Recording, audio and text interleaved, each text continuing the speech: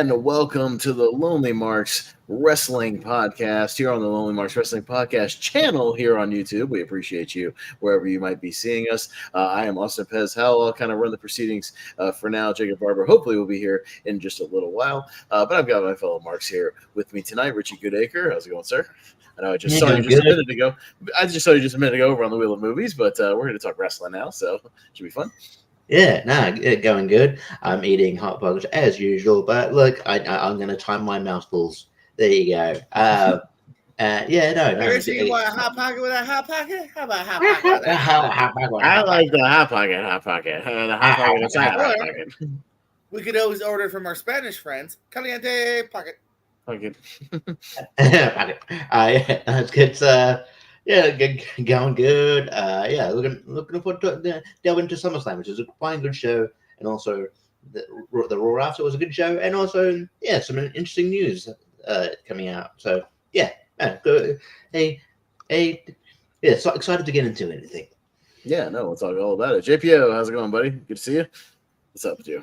Just dandy. Happy to be here as always. Fun week in wrestling. I feel like it's been a fun year in wrestling. I've enjoyed 2024 for the most part.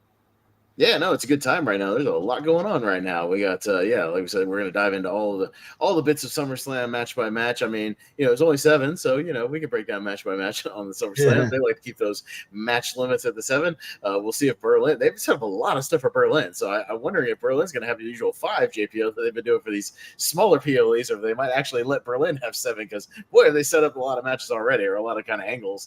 I hope they change, but because it was SummerSlam, I don't have faith yet that they've changed, so we'll see. Yeah. So we'll see what happens, but yeah, we'll break that down in just a little bit. We'll just kind of get into any other news that doesn't relate to kind of SummerSlam or the Raw after SummerSlam, which is very newsworthy as well. But JPO, you said you had a couple of quick tidbits, so you're a newsman. What you got? Breaking news, JPO. How's it going? Hit us with it. Yeah. First of all, I attended the TNA tapings, or one of the tapings. Over in Tampa this past week, and I went to the Saturday one. I actually didn't get to see SummerSlam live, which bothered me, but I was successful in staying spoiler-free. I ignored my messages, whether you were related to me or you were in a movie group. I didn't care. I was not looking at our messages. Didn't look at the Facebook posts. Couldn't go on YouTube because, for instance, SmackDown with Jacob Fatu got spoiled for me with the tag titles because of a thumbnail on YouTube, so you got to stay off YouTube now.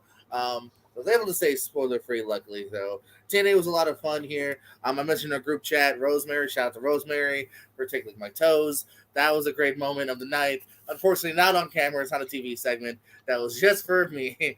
No, she did the I was at the corner. I get in the corner. That way I'm not in anyone's way. I get in corner seats. So it was where the two sections kind of intertwined. So she was about to do a run-in, and this little to my toes. So both Tony Atlas has complimented my toes, and Rosemary has touched them. So my toes are famous. You must have really nice feet. Yeah, very famous feet in the Florida wrestling community there, JPO. Yeah. I just think, like, hey, Chubby Boy's toes. Don't tell Snitsky. That's right. Is he a feet guy? Remember that feet gimmick he did for a little while where he's into people's feet? We talked about that. Honestly, wiped it from my memory. No, I don't. I think I drafted it. My fault. Yeah. I drafted Fetish Snitsky, in our crappy draft, crappy gimmick draft. Yeah. But it was punching a baby Snitsky, so he's had a couple of great characters.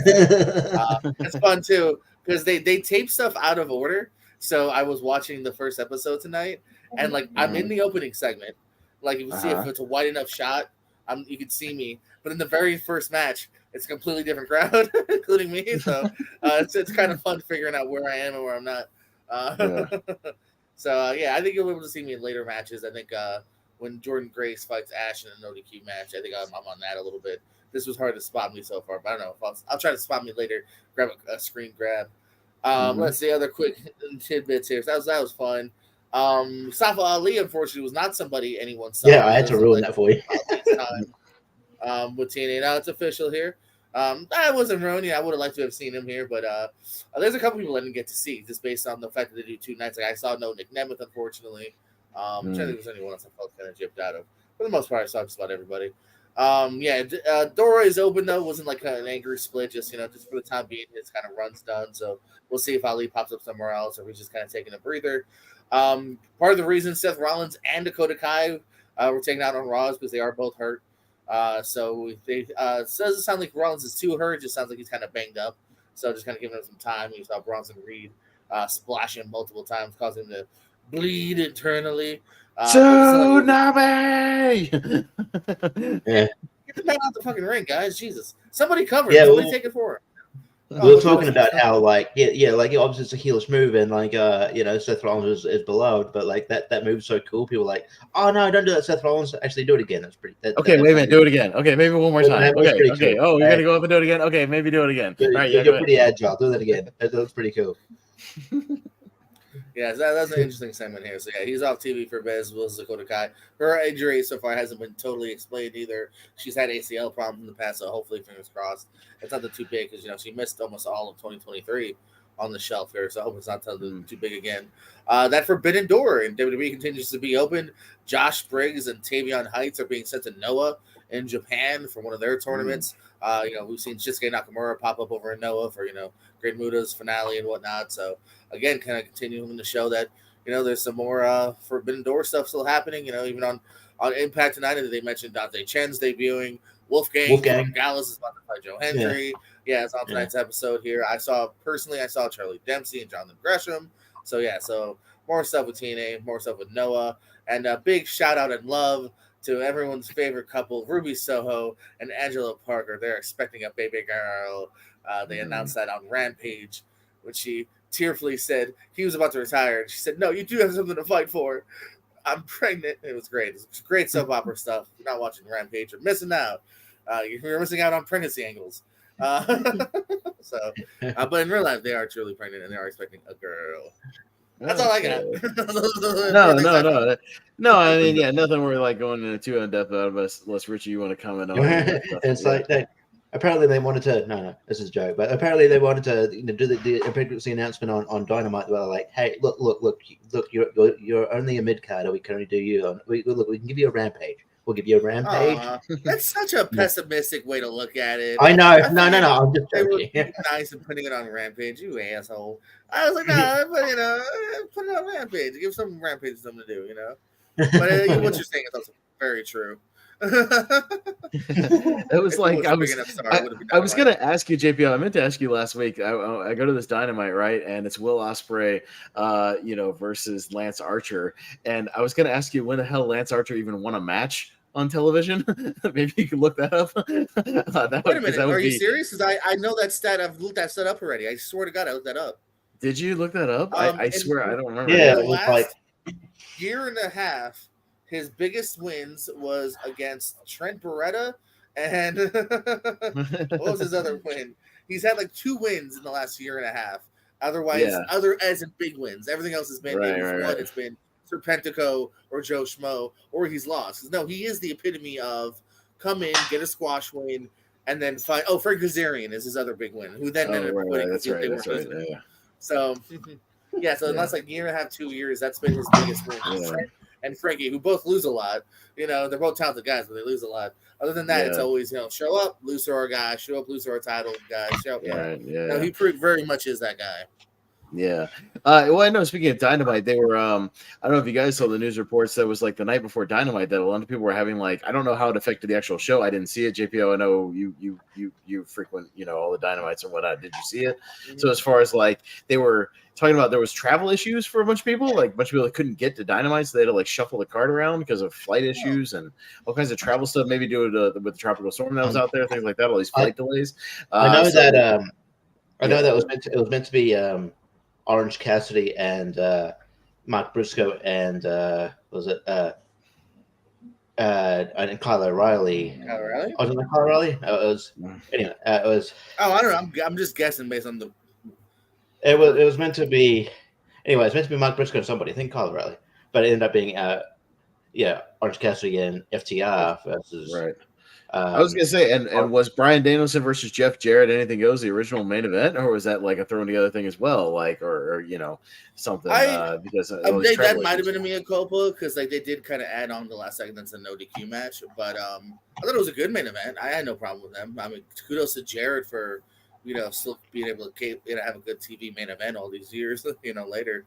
Well, it was funny. They had that little face-off thing after Danielson, upped the ante and, put his career on the line with Jarrett. I didn't hear what he said at live in the thing. There was like no microphones on Jeff Jarrett backstage, so I didn't hear what he said to Bryan Danielson. We also it wasn't heel. It was very much just like, hey, you Swerve's a dangerous competitor here. I hope your head's in the game. And I guess the logic was, so I'm going to try to beat the shit out of you so you're ready for him. So you step up your game even though you're working hurt and your body's broken and that's what I'm saying. Goes they had it like they're suplexing each other on the trash cans on the outside. And I was like, yeah cool. Let Bryan Danielson miss another all in. Put him in a tag match. Fucking protect him. Jesus. Or just let him cut more promos. How about he just cuts more promos and just keep cutting backstage promos, cut a promo in his house, cut a promo on a plane. I don't care. Just cut promos. Man, like he missed it last year. Like it's not like, and he's missed several. Like when you look at his career, he's missed several chunks already. On this it was sort of announced that like they announced on their like X or whatever that like after Dynamite, Hangman Page and Jeff Jarrett got into a brawl. So maybe Hangman Page and Jeff Jarrett maybe either have a match next week or maybe they have a match at. All in. I don't know, but yeah, they're definitely pushing Jeff Jarrett forward as well. Yeah, I mean, and also too. But as far as I didn't know anything from the Storm. Now, like I forgot about the match Richie mentioned because instead of one random 6-man, we got a different random 6-man. Like that shit never really even sunk into me. So. Otherwise, no. I mean, I think most of the matches took place. Danielson and Jarrett was still the same. Brian Keats' match was still the same. So okay, I didn't. Maybe everybody got there in time. I know they were saying the day before. So some people's flights, I think, because of that hurricane, tropical storm down in Florida. Some people who were around that area were having flights getting canceled or delayed, or they were just having trouble getting to where they needed to go. By the way, I guess where I lived, great. We got a bunch of rain today. We were getting some of the bands as it was kind of winding around, past us today, but that's about all we got. So I know it's winding down. Yeah, I was going to ask you, JPO, if you got hit at all down in Florida or we got rain, but like not much, nothing abnormal. I've seen worse rain earlier in the summer. Right? No, I was gonna say the Florida downpours. You can have those like all day downpours, and then it just goes away, and then you're dead for a week. Yeah, it's we had people preparing though, man. Like. We did have. I did hear my friend in was it Cape Coral or Lehigh was like certain Publixes were out of ice and stuff like that. It's like I've been through that. I mean, I lived there for 30 plus years, and I worked at a Publix down in Florida for 12 years in Jacksonville. So I know my hurricane prep and my hurricane stores. So I'm very much accustomed to that. That's one of those ones where we get the the water and we're just park them right in the middle of the lobby. You know what I mean? Just like here's your pallet of water. Just boom, just drop it right there. And that was an interesting time. Yeah, it's a weird tangent. Welcome to wrestling talk. We're talking Publix real quick and retail, but that was an interesting time during the pandemic and whatnot. Where like you had to or during a hurricane, you have to say, all right, you can only have one thing of toilet paper, or a couple gallons of water, and that causes fights every once in a while. Yeah. No, I was in the middle of that. Every time we got a toilet paper shipment for a while, it was like, all right, everybody, we had to put one person on the thing to hand out the toilet paper or hand out the water. I think that's like a worldwide thing. I had to police at the line too. Cashiers had to police it too. You know what I mean? Because people would try to sneak around and grab. Like, sir, we can't sell you 6. What you mean you can't sell me 6? I got people that only got a shit. I don't understand because that was a worldwide thing with the toilet paper. I don't understand how often are you planning to shit? Yeah, I mean, I think because then you have the bad people that overdo it, or you know what I mean. Same thing with the ice. Like I'm sure one family just really overdid it and then screws over other families. I don't know. It's all the people who bought up all the hand sanitizer and then everybody hoarded it and then nobody wanted it anymore and so they got stuck with it in like storage containers, and they're you store it, rooms full of hand sanitizer they didn't use because it didn't last. I don't know, man. Supermarkets are still going to be open. You can still order them online. You know what I mean? Like I don't know. You can still it's you don't have to buy I don't know. I guess it's to save them going to the supermarket, but you could it's not like it's not like if you don't buy in bulk now, you won't be able to go to the supermarket. You can go, just go. They're going to be open. It's not. They're not going to be shut anyway. No, but I get the paranoia of like I need to stock up now and get a bunch now just in case it's out next time because it's been out the last 2 times I was here. No, I literally remember that exact week when everything just went nuts. Like there was that 1 week in March, and I remember working that week, and then all of a sudden all these like rumors started spreading online, like, oh, the supermarkets are going to shut down, all this stuff's going to shut down. Like, so everybody panicked, and we had the busiest week we ever had in the history of Publix that week. I worked 85 hours that week. I worked overtime. Yeah. We did impromptu overnights that week. We did crazy stuff just to like fill the shelves. Like it was nuts. It was an insane week. I remember that very, very I loved it though. Well, I didn't love that, but I do love telling customers no. Like I was all about like, hey, you want me to go to another register? If anyone's afraid to tell them, like I will go to the register and tell them no. I don't know, I enjoy that shit. Yeah, dude. Like, the shelves are empty, right? Of like, toilet paper, tissues, whatever. Do you have any more on the back? And I just look at the empty shelves and I go, no, we're just hanging on to it. We just don't want to sell it like at all. we're just that's our service all day on the phone. That's all they would answer. We got the secret, we got the secret stash in the back. But anyways, enough weird COVID, March talk, 2020 talk. Yeah, COVID pub talk. But yeah, I mean, Richie, you want to talk about the other kind of rumors that it might be pretty strong rumors at this point that the Lucha Bros might be going to WWE sooner rather than later. Also, maybe with the Motor City Machine Guns, we might get an influx of tag team talent very soon. Yeah, there's sort of I guess there's built into the rumor that like WWE are heavily looking at the sort of talent that the AW talent whose contract's coming up, and Lucha Brothers are one of those talents, some of those talents, and they're definitely leaning more towards WWE. They've had a preliminary offer, I think. I think that their deal is that like they want to they want to go straight to the main roster. They want to skip NXT, which makes sense, which is understandable, because like Penta's 40 years old, doesn't look like he's 40, he doesn't want to kind of he wants to get going, but that being said, though, Ray Phoenix is 33. He is a little younger than Pentagon, so I mean, he's still. And to be fair, Swerve is like 32 or 33. So I mean, those guys are, you can still be technically kind of in your prime, And that being said, like Sean Spears is in NXT, and I think he's 40, but in his 40s, but. Sean Spears also has less leverage than the Pentagon. I know. Like he's got more. They got more leverage. So, and when you think about it, I think what is left for Lucha to do outside WWE? They've won AEW tag titles. They've won the trios. They've won trios titles. I think they won an Impact tag champions at one point. Well, then they just wrestled damn near anybody you can wrestle outside of WWE. I mean, between all the different promotions they've been a part of, they wrestled everybody. Yeah, it's what else are you gonna do? They've kind of unfortunately have plateaued too. You know what I mean? Like I kind of thought they'd be maybe bigger and longer used, but no. At this point, I think as long as they're being offered the same amount, if not more money, try something new. That's how I would view it. Yeah, I think it's just one of those things where, it's like Okada and AEW. Like, they're just ready to make money now. Like, make some serious money. And, like, why not? Like, hey, Jacob Barber's here. What's up, buddy? How you doing? We're really talking about we all want to make money. Of the Lucha Bros. The Lucha Bros. Not Lince Dorado and Kalisto. Yeah, not those guys. Yeah, not those. Any thoughts on the Lucha Bros potentially being WWE, Jacob? I'm down. I mean, fresh matchups. If that's... Yeah, I'm in. I think they, you can only do so much in AEW when the Young Bucks won't defend their tag team titles against anyone. Yeah, fucking waste them. Yeah. Got 6 hours of TV. Wait, I'm bad at math. 2, 5 hours of TV. Fucking defend them. Defend the title, but I guess at least WWE defends them on TV.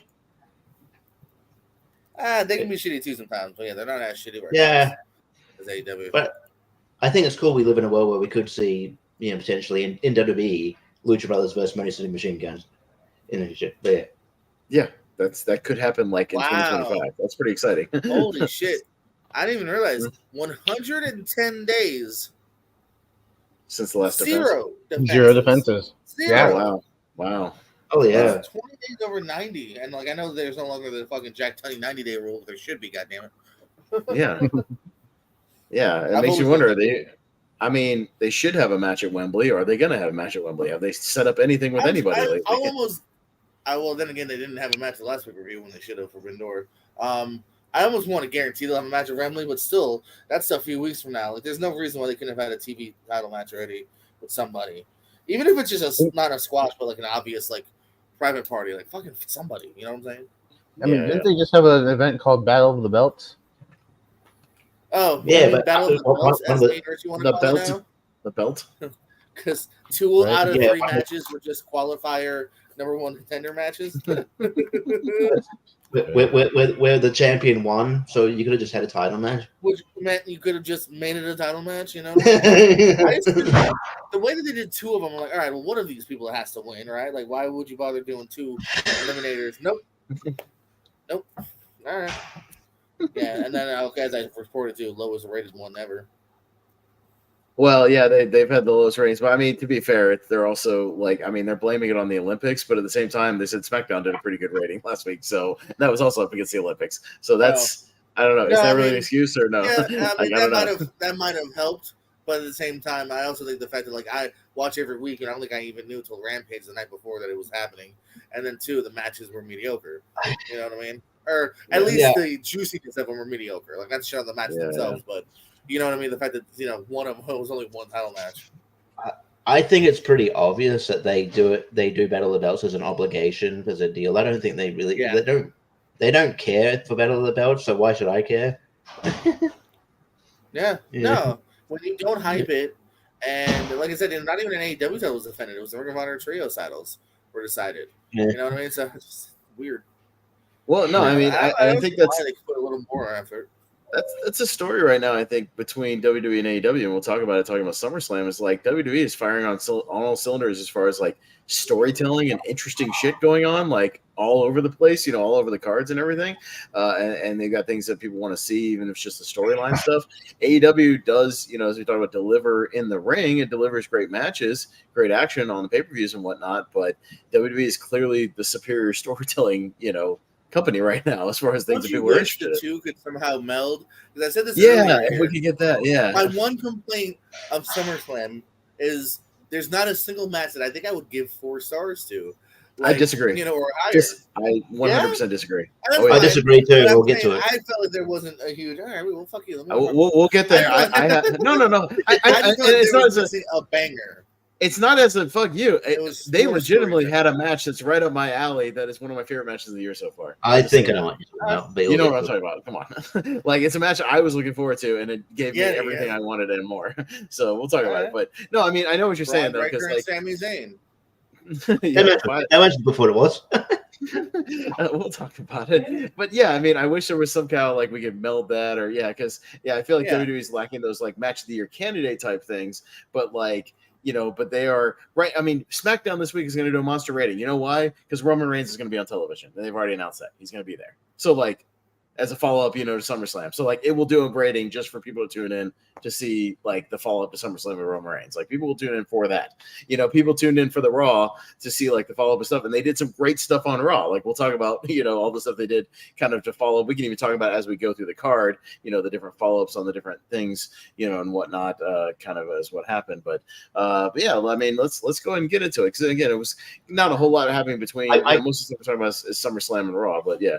Richie. The only other thing is, and it's just again, but it doesn't help AEW because the listeners coming out. But there was that Britt Baker got suspended briefly because there was an argument with MJF or something.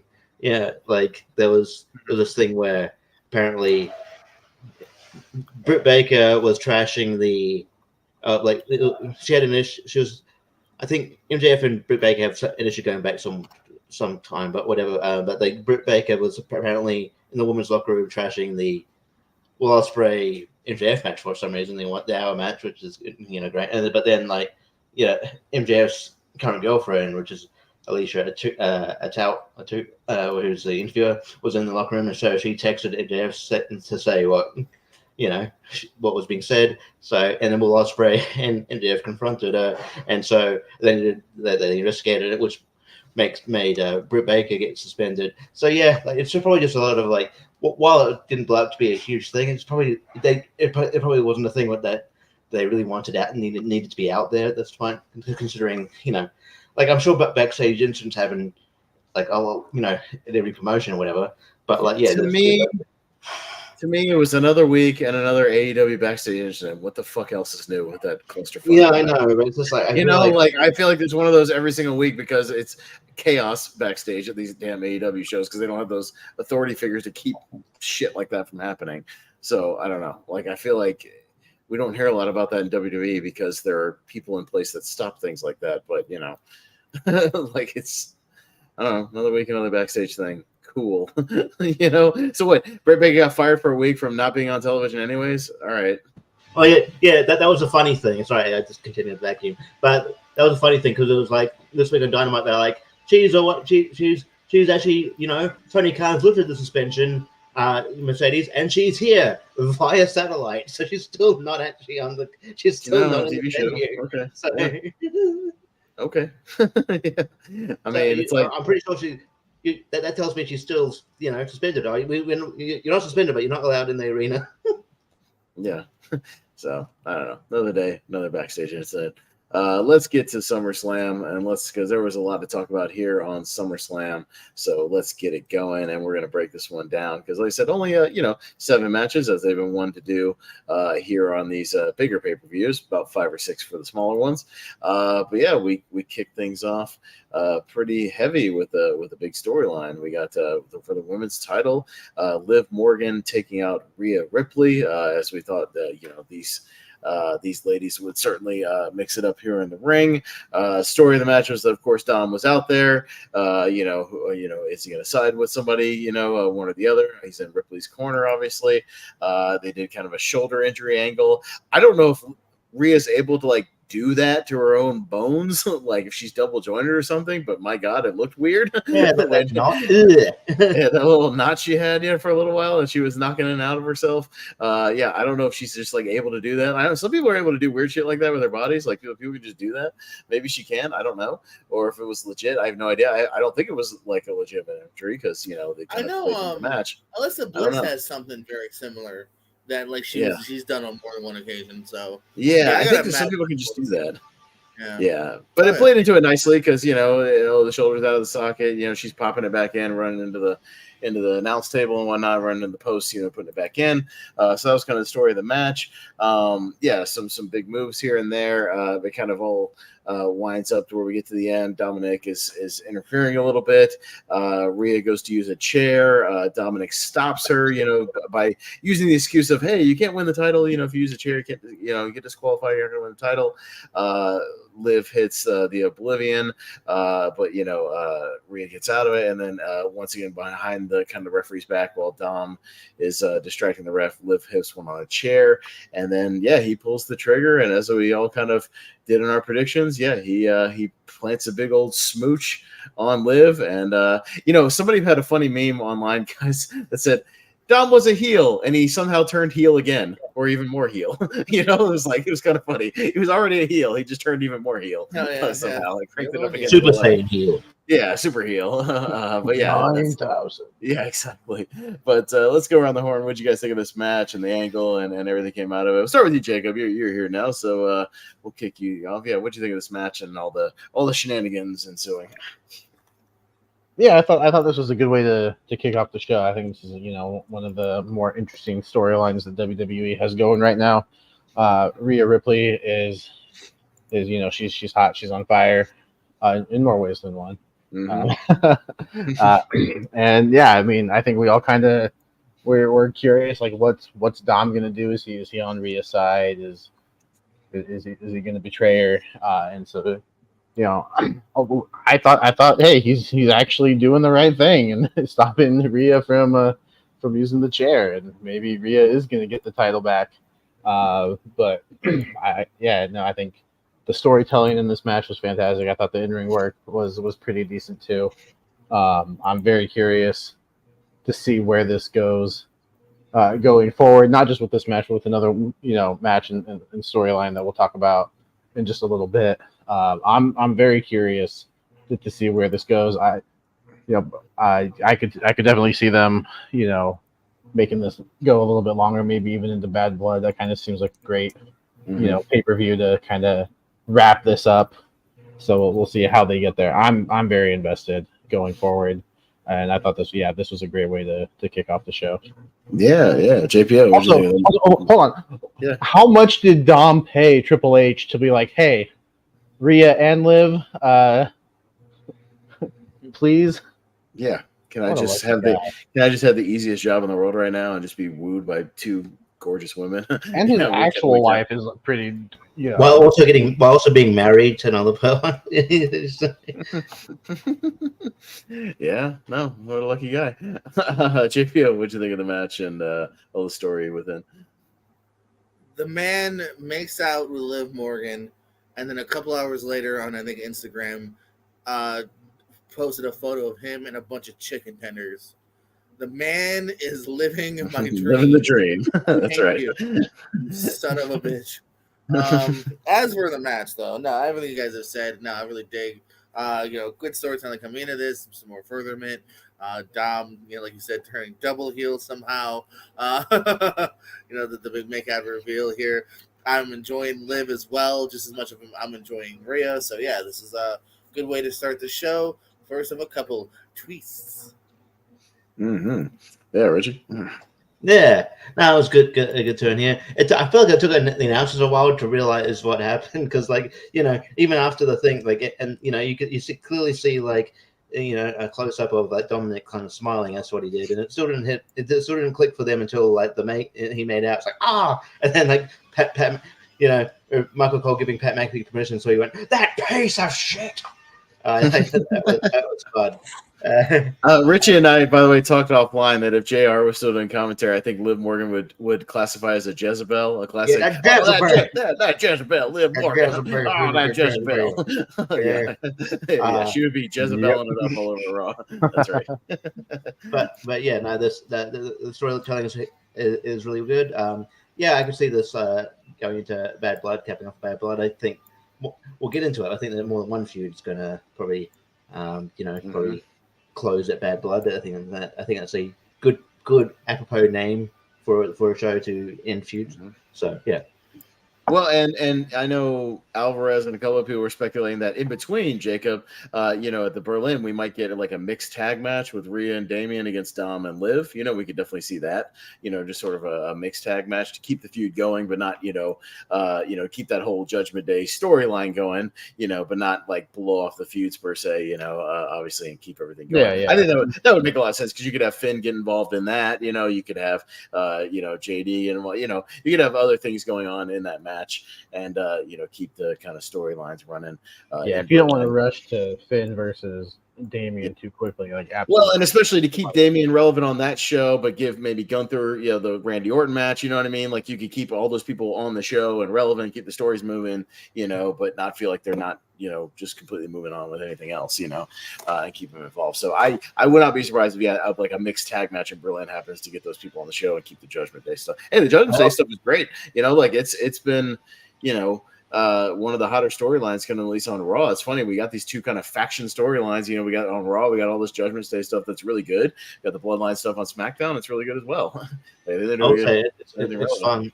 It's fun that I think we predicted that it might be Finn and Damian Priest WrestleMania. And that, in our predictions earlier on in the year, we did. That could happen. I don't know. Yeah, it could if they stretch it out and keep it going. They definitely could. So. Yeah, we'll see. I could see them having their first initial match, obviously, at Bad Blood. That could definitely happen. And then, somehow keeping it going, beyond that. But, it was a good way to kick off the show. Some good storyline stuff. And again, keeping it going, further on. I think it was the story of this pay-per-view, as Richie and I were talking about off screen, was that, we ended some feuds, but also planted the seeds for new stories and kept some going and, kicked off some new ones. I think they did a great job of keeping that going. So, it was good good stuff. We moved on to our next match, which, quite a short match, actually. I believe it was maybe JPO can fact check me. It was like 5 minutes and change, maybe like 5:40 or something like that. Under 6 minutes. Yeah, very quick one. I think I actually had the results. 5:40. Yeah, 5:40. Braun Breaker this time defeating Sami Zayn pretty handily for the Intercontinental Championship here. Not necessarily like a squash per se, but like almost, because I feel like Sami was kind of on the defensive for most of it. But Braun Breaker making his dad and his uncle very proud, who were in the Legends box, as they showed up. And there was a Legends box that had both the Steiners, DDP, Kevin Nash, X-Pac. Yeah, they were all kind of up in this Legends box. So, Braun Breaker winning the title right in front of his dad. So pretty cool. A lot of barking going on during this match. Braun Breaker, they're finally kind of pulling the trigger on him. I think he's going to make a hell of an IC champion. I mean, he's just got a great look, great feel. He's a great wrestler. I think within 2 years, that dude's going to be a world champion. Like he's on his way. Triple H likes him. He's got the charisma. But yeah, I mean, it was kind of a glorified squash per se, but Braun looked great. And yeah, I mean, I think he's going to have some excellent matches come up with a lot of people in this Intercontinental division. And it's going to be really fun because if you look at, we'll get to the match first, then we'll talk about kind of the potential. But Richie, this match. Yeah, I thought this match was what it needed to be. Make Braun look strong and make the because obviously the story was like, he made a mistake. He's not going to make it now. He's focused, and he needed that sort of redemption. But yeah, and saying that, there were some semi spots that were really cool. There was like that top rope bulldog counter into like a blue thunder bomb. That looked sick. That was a great counter. I love that. But yeah, no, I think Braun needs to look strong here, and he's great. And yeah, he's just got like such a star presence. I think this dude is. I reckon. Look, I'm not saying this is a prediction for this. This is not an early prediction for this going forward. So when you get to this pay-per-view way down the line, I might pick someone different. But I wouldn't be surprised if he wins Money in the Bank next year. But yeah, so you heard it here. Richie's already heard it here a year in advance, so lock it in, people. That's right. Look it down. But yeah, so yeah, no, Braun Baker's just got and he's already getting he was already way over as well. So yeah, and he's decent on the mic as well, which is good. He's just got that. He's got everything you want in a star. So yeah. No, he really is like you put Rick and Scott Steiner in a blender and just you came out with Braun Breaker. Like it's just the kind of the best of each guy. Yeah, he was great. Dre made him proud with that jumping Frankensteiner with Scott looking on. That must have been pretty cool. But JPO, your thoughts on this IC title match here and Braun Breaker winning the gold? Yeah. Yeah, no, I mean this is fine. I think the right guy won, so again with storyline as far as like happiness, I'm totally cool with it here. Yeah, I mean I guess you could argue maybe it's fine because the last match he suffered a little bit here, so he was able to get this match. I also would have just been fine with him getting it last match or saving this match for SummerSlam, but because again I feel like SummerSlam I just want a bit of a juicier match here, but it was fine, and again I'm totally happy with the end result. So for sure, Jacob.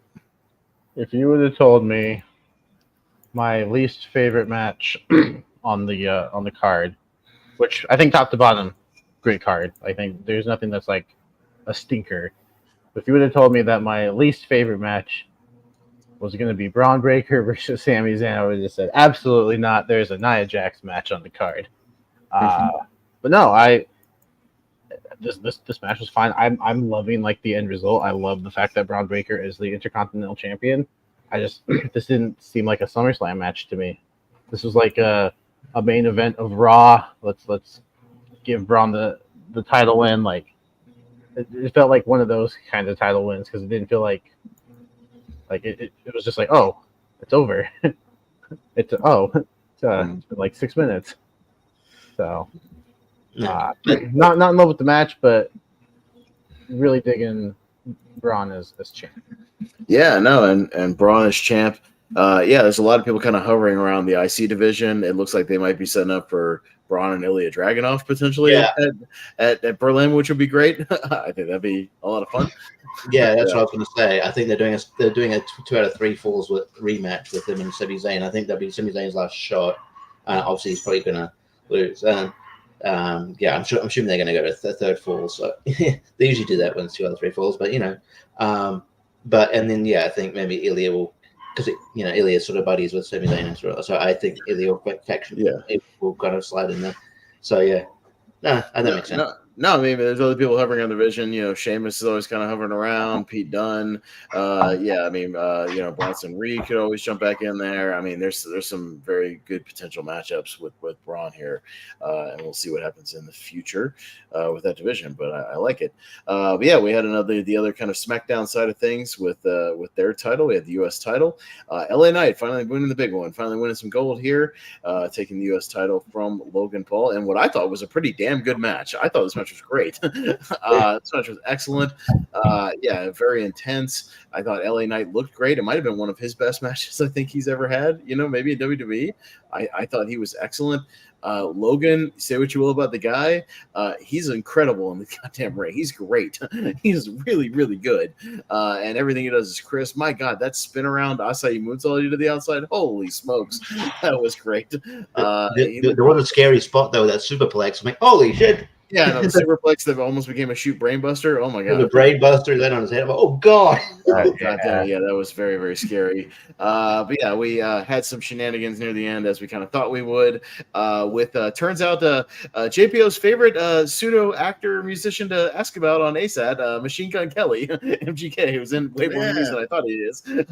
Getting involved in this match. I swear, I've been on several ASATs where you asked about Machine Gun Kelly, and I've always got him wrong. So, you've lucked out then, or dislucked out. I see her multiple. Kevin Owens attacked him once, threw him off the stage. So. Oh, yeah. So, Machine Gun Kelly getting involved here and being the one who was hiding the brass knuckles this time, around his necklace. So trying to pass him off there. Michael Cole was really pissed off at that Jeff guy, by the way, tonight. Yeah, fucking Jeff. Oh, God damn it. Hit that Jeff. Hit that Jeff. God damn it, get him. Yeah, he was out of his mind for him to hit Jeff.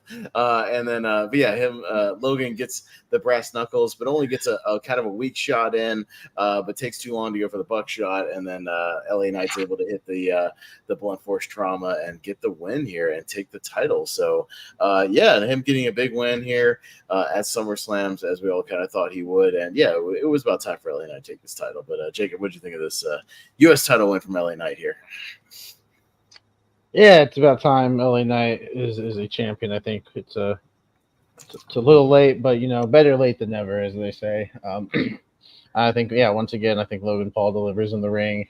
I have yet to see bad match from him. I am getting the outside interference in every single match of his. Getting a little boring. Sure, it was MGK this time, so it was a little bit different, but just once I'd want to see. Let's just have a clean finish. Give him a clean finish. So, I do see some fans complain about that, and it's like, I get it. Like, I get why. Like, that's just kind of like part of his character, I guess. But at the same time, it's like, come on, you're so great. Let's just have a clean match, start to finish, showcase your talent. But the spot that you mentioned, that suplex, brain buster, sort of whatever you want to call it, was pretty gnarly. On the replay it looked just as gnarly. So great match. I'm curious to see where LA Knight goes with the title, who his first challenger could be. Also, I don't know if you guys know this, but Logan Paul is suing LA Knight for the damage that he has done to his Prime truck. So maybe he's not done with Logan Paul. Maybe we do see a rematch at some point. But I think there might be also this is sort of going into the weeds here a bit, but it might be also a play on because he's actually in real life. Logan Paul's suing this YouTuber called Coffeezilla. He's got. That's another story, but Logan Paul has no case. So I think that it's just a play off that. But yes, I think they're probably gonna have a rematch. Well, yeah, I can see that. Maybe not on the next immediate future, but I could definitely see Logan showing up probably on the next Saudi show, something like that. He'll show back up because he'll get that paycheck. They'll pay him money to come over to Saudi and have another match or something. Maybe a Bad Blood. We'll see. But JPO, what'd you think of this of LA Knight. Yeah, winning that title. No, again, yeah, happy very much with the outcome here. I think even more than Braun Breaker too. I think he really kind of needed to do this for LA Knight here.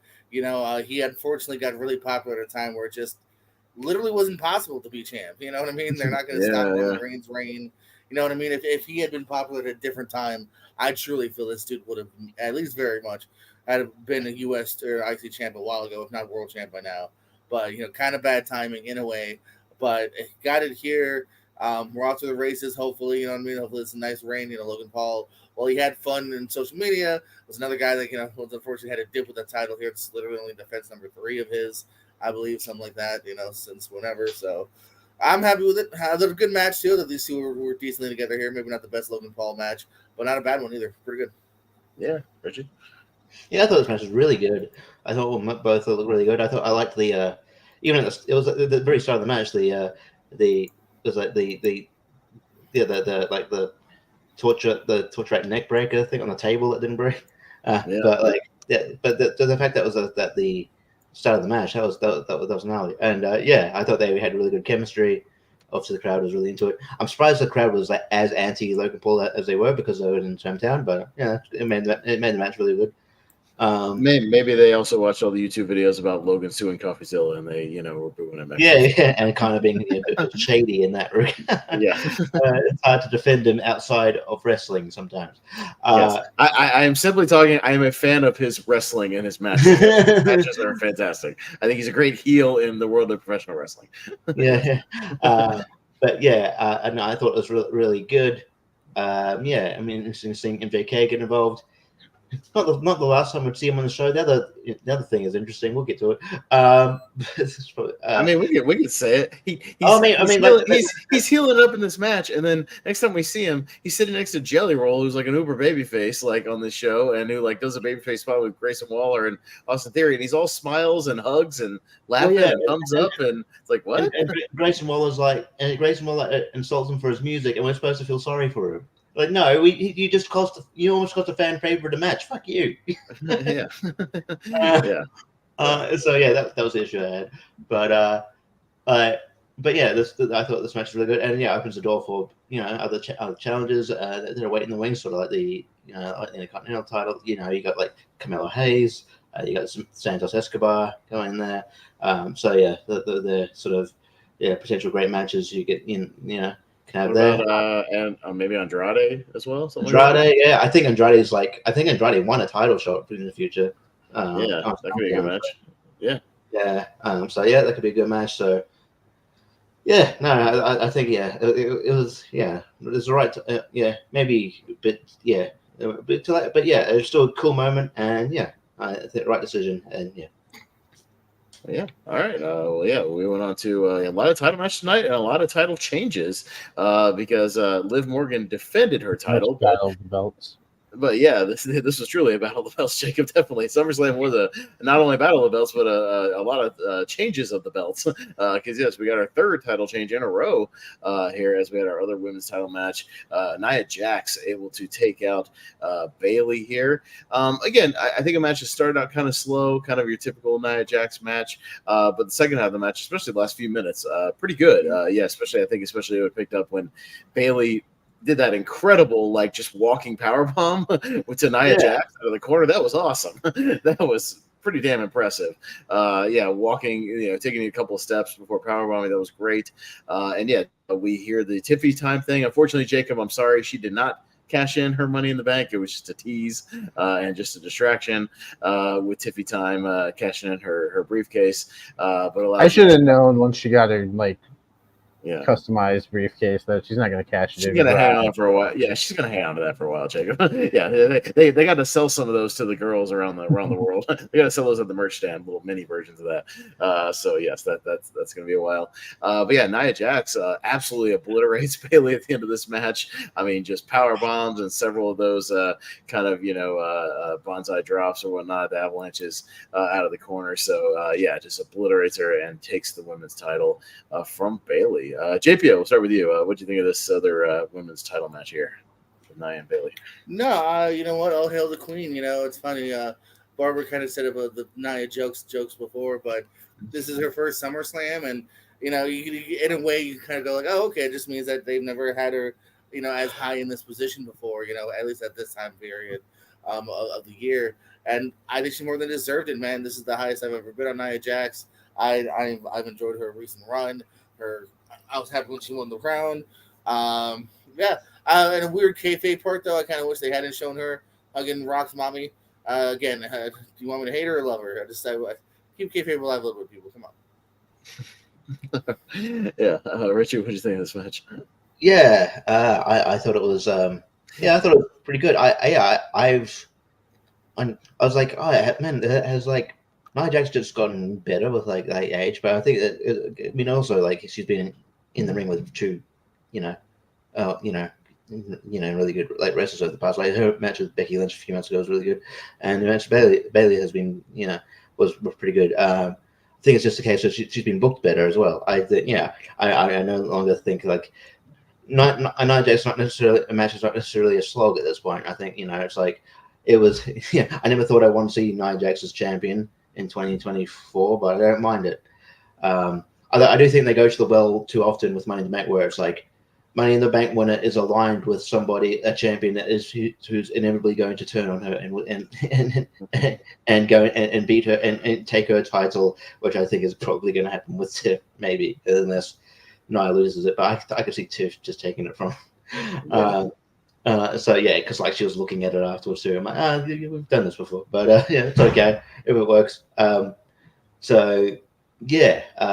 this was actually a fun match here. And I think, obviously Bailey gets a lot of credit. She's really good. I still don't think she's as much credit as she deserves. I think she's really good. I think she's one of the best women in the company. I think she's got it all. And that powerbomb spot was amazing, deceptively strong. Yeah, no, very, very strong. Jacob, thoughts on this one? Yeah, exceeded my expectations. I thought it would be all right, but like you said, those last few minutes, I think it really picked up. The tease of the cash in, which was it just a distraction for Bailey? I don't know.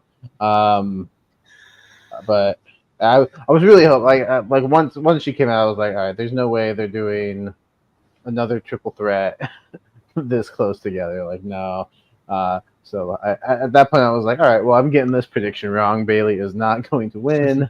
Part of me was expecting Tiffany Stratton to like hit Nia with the briefcase. I thought that was going to happen too. She was kind of like following her for a moment. I was like, what are we doing? What are we doing?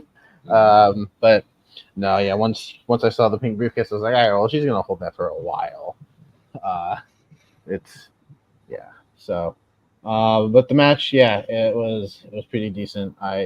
Some good spots. I think by the time we get to our Lonely Mark Awards, are we talking most improved? Maybe, possibly. She up there. She could be on the list, maybe. In the conversation, maybe. I don't know. Yeah, most improved. How many years into her career now? Maybe, but that would be the first time. Maybe I'd put her in the category of better booked. That's probably I don't know. Yeah, something like that. Although did we talk about Dom like last year though, and that was really just change of character and like booking and things like that. As far as most improved. So I put Dom nearly every year. He's great. Yeah, he's great. So I mean, he could be again this year. So we'll see. We finally got into some matches. Like most of us had kind of. Had pretty even predictions up to this point, obviously, other than Jacob thinking that Bailey was going to hang on to the title at that point. But I think the two matches that, we were kind of split as far as we didn't really know where it was going to go story-wise or title-wise. But, of course, we had our big grudge match. CM Punk finally getting in the ring for his first singles match in quite a while. But Drew McIntyre getting the best of him. Obviously, lots of shenanigans here with Seth Rollins and a bracelet and, all kinds of things, and chairs and Seth wearing goofy Sabu pants from 1994. CM Punk loudly said Sabu pants Yeah, He's Sabu pants. Very you think you can tell Sabu what to do with your Sabu patch? Yeah, that's right. Yeah, calling it out right there. Yeah, a lot of stuff. Eventually, CM Punk even laying out Seth Rollins with the GTS, but of course not being able to capitalize on a pinfall because you just hit your referee. That's what happened when you hit your referee. That's a big pet peeve in wrestling where you obviously know the referee's laid out, but you still go for the pin. Still go for the pin. Yeah, at that point, you might as well just keep hitting your opponent with stuff or things or grab another weapon. Like, yeah, it's going to be a while. But yeah, a whole bunch of stuff kind of back and forth between Punk and Seth. The story of the match, kind of Punk getting his emotions get the best of him. And then Drew McIntyre eventually putting him down, with this kick for the 3 count and Seth counting the pin. So Drew McIntyre was able to kind of get one up on Punk, and he takes the bracelet back again, and he might be trolling CM Punk for a little while. So, Jacob, what'd you think of this whole grudge match and all the shenanigans ensuing in this one? Because there was a lot going on in this one story-wise. Kind of more of a story match than an actual match, but yeah, a lot going on here. Yeah, I mean, I think we still had some pretty good moments as far as in-ring work goes. But this was definitely more story-driven than anything. Mm-hmm. And yeah, I mean, I think it's a little weird because does CM Punk want Drew to just suffer, or does he want his bracelet back? Which one means more to him? Because I mean, letting go of the Anaconda device or whatever when he saw the bracelet. Like the whole thing going up to this was, I'm gonna screw Drew McIntyre every chance that I get, but then it's like, how much power does that bracelet actually have over him? I think it's more just he thinks the world is like against him now, including like Rollins, or he's just getting paranoid now that everybody's against him, maybe, and like people are starting to conspire against him or something. I don't know. I think that's more of what he was going for, something like that. But yeah, it's just a little weird because I mean, I think Punk had the match won a couple times, and it doesn't quite line up in my opinion. Like with what he's said in the past, so I was still entertained, all the way through. I think it's I was 50-50. I picked Drew to win, but it was like this could go either way. I think most fans might be a little shocked that CM Punk lost his first big singles match, back in WWE. But I think great storytelling. I'm still invested to see where it goes going forward. Do we see another, Drew and Punk one-on-one? Do we see, is there a triple threat coming? I don't know. Do they save CM Punk and Seth for all the way until WrestleMania? I hope not, because that's just a long build for a match. But I'm definitely intrigued. Yeah, I think like we said earlier, I think WWE is killing it with the storylines. Mm-hmm.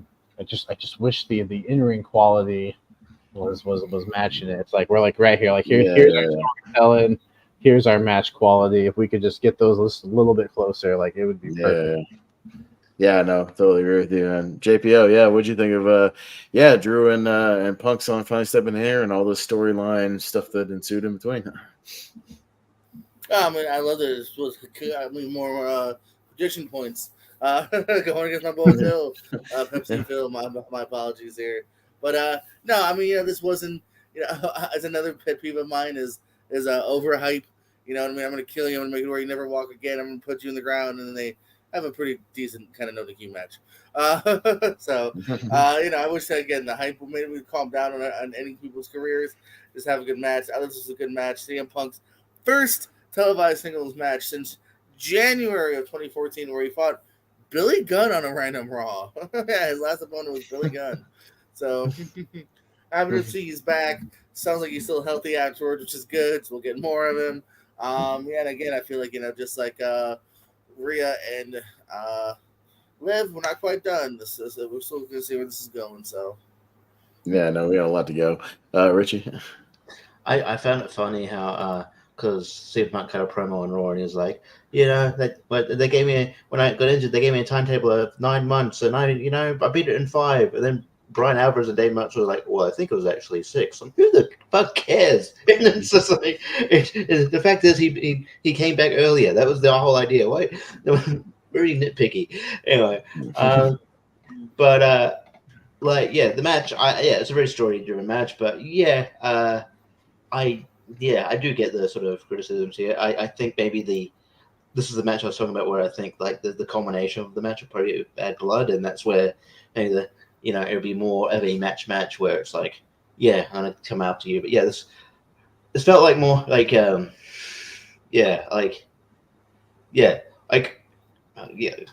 know. I feel like there could have been more anger in the match. Like didn't feel like a sort of full on blood feud, but like I enjoyed the match while it was going on. I was disappointed that Seth Rollins wasn't as flamboyant as I guessed, but it still was. He still was. Yeah, he had shiny pants, but his top ref shirt was not as flamboyant as I sort of thought it would be. Yeah. So, but it's a decent match. Furthers the story. And then obviously, I mean, I think they are gonna probably do Seth and CM Punk at WrestleMania, considering I think that was a plan like this year, and then just went awry. So I could see that, and that's probably why. And then the first night they're probably pivoting towards him and Bronson Reed for the time being. Seth and Bronson Reed for the time being. So, but this match is good. But I think we'll get probably a on paper better one, and like one that's supposed to be better, and probably a Bad Blood, maybe Bad Blood, or Survivor Series. Yeah, one of those two. We'll see. We'll get something bigger in the future. But I don't think they're going to do anything. At least Punk and McIntyre, at Berlin. I think they're going to hold off on those guys. And they'll keep the story going. But no matches, I think, at Berlin. We got another title match, another title change. And God damn it, this match fucking ruled. This match fucking ruled. This match was awesome. And I feel like this is one of the ones where I remember we were leading up to this, and I remember some of you guys, Jacob, JPO, I'm not saying you were wrong. Like I think you guys were like, Gunther, Damian Priest, I'm kind of more interested in like a Gunther Rollins thing or something like that. And I was just like, I just want to see two big mean motherfuckers go in there and beat the shit out of each other. And that's exactly what they fucking did in this match. And it was awesome. I loved this, loved it. I watched this match 3 times this week. I thought this match was great. I thought this match was awesome. It's one of my favorite matches of WWE, at least so far this year, because I like big, mean, scary guy beat the hell out of each other matches. Like that's why I like that NXT match with the 3-way with Dijak and Briggs and Obafemi earlier this year. That match was great. One of my favorite matches this year. But god damn it, these guys went in and beat the shit out of each other, and it was awesome. I mean, come on. Whoever thought that they'd go in there and Gunther would be the one bleeding from his chest because he didn't realize it until he looked in the monitor. Yes. Looked in the monitor, the replay. He was like, "Oh shit!" that happened for real because I went back and watched it again in that sequence, and he hits him like he slaps the shit out of him like right in the chest like 3 times in a row, and you could see the chest like start bleeding right after that. It was great. I mean, they're throwing forearms, they're throwing boots. Damien's throwing these crazy spinning roundhouse kicks that look great. These like top rope ensiguris. They're power bombing each other. They're slamming each other, dude. I thought this was so awesome. It was so great. I loved this match. These two guys beat the hell out of each other. It was glorious. And then to top it off, we get I mean, kind of what we've been all conspiring at. You guys didn't trust that old Finn Balor in the background. He told us not to trust that Finn. And he showed his true colors tonight. He cost Damian the title. Hey, and another thing about the big screen, Richie, I like the fact that Damian looked up at the big screen of the replay and saw and was like, "Oh yeah, that guy screwed me over. Now I'm pissed at you." Like somebody actually, a smart babyface that used the big screen and used the replays and didn't just wait for the next night to find out what happened. He was like, "Oh, this guy just screwed me right now. Now I'm gonna kick the shit out of you." Like I like that. Just little things that I appreciate it. It's like, yes, there's a replay system. They can show the replay and you can watch it. So that happens. And Gunther, of course, uses the Finn Balor distraction to then choke out Damian, and we get. And I almost feel like I like that Gunther won the title, but I almost feel like it almost got, as a newsworthy thing, got kind of lost in the shuffle of the show, if that makes sense. Because then we had like it gets overshadowed by the stuff in the next match, and it's like I feel that's why I had Damian winning this, just because I thought Gunther winning the title would have been a bigger deal in Berlin, if that makes sense. Then I feel like it got kind of overshadowed here. But I'm still happy it happened. Like I'm not happy that it happened. It's just like I feel like it got kind of lost here with all the different storytelling. But that's just me. It's just a minor nitpick. But JPO, what'd you think about old Gunther finally win the big one here, and he's now your world heavyweight champion. I'm totally down for Gunther getting the title here. I'm so excited by that here. I'm happy to see him with the title. It's something that I wanted to see by the end of the year. Damon ended up having, I think, a pretty decent run here and a good promo the next night too.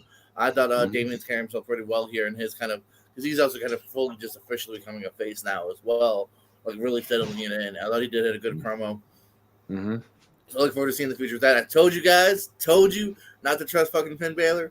that damn Irishman on the outside. Damn it, that little Irish bastard on the outside. Yeah, so when it's Little explosion bastard. of the Judgment Day here tonight here. But no, it was a good match here. Again, I don't have qualms with much of the matches here. Yeah, this one is kind of delivering on maybe kind of what you might want to expect from it. So overall good match, and again, another good decision.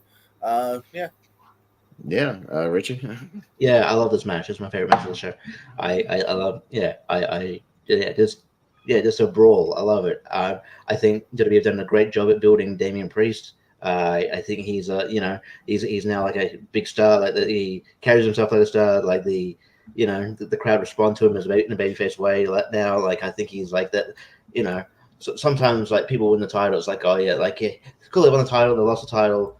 Don't know if they'll get the title back again, but cool. They had their moment. But I can see Damian Priest getting the title back at some point as babyface. Like I think he's like it's almost to the point where he might be a main man. Like he's got to. I think that they did such a good job that I think the crowd are really. By the end of that Judgment Day segment on Raw, I mean, we can talk a little bit about it. Like after that brawl and like all that mess and Rhea coming out, and then like, oh my God, holy hell, the choke slam he gave to JD. Jesus Christ, that guy can sell the shit out of a choke slam. When he like flailed at the top of the choke slam and then that was great. Between that and the promo and everything, like he got a huge ovation. Yeah, I think he's officially turned the corner and he's a big time babyface now. Like, and that documentary probably helped as well. That kind of told the story.